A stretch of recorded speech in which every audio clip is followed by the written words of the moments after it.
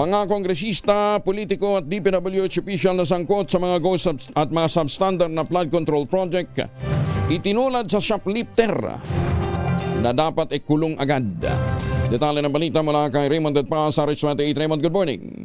Panahon na para sampulan ng mga kontratista, politiko at mga opisyal ng Department of Public Works and Highways o DPWH na sangkot sa mga substandard at ghost flood control project. Ito ang panawagan ni Senador Erwin Tulfo bilang Vice Chairman ng Senate Blue Ribbon Committee. Paraan ito pang hindi na sila pamarisan.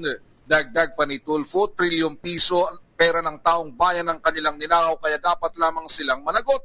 Dahil yung shoplifter na nagbulsa ng ilang items sa grocery store ay kulong agad. Dapat ganito rin ang gawin sa mga tiwaling kontraktor, politiko at engineers na dalhin agad sa bilangguan. Paniwala ni Senador Tulfo, sapat ng ebidensyang may siniwalat ni na Pangulong Marcos at Senador Panfilo Ping Lacson na may mga substandard at ghost flood control project upang sila'y makulong lahat.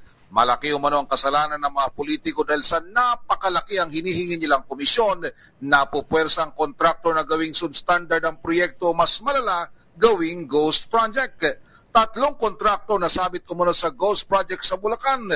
Ito ay ang Wawaw Construction, SYMS Construction at Darcy and Anna Contractors.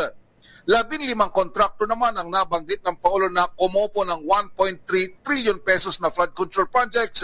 Subalit pawang mga substandard ang ilan.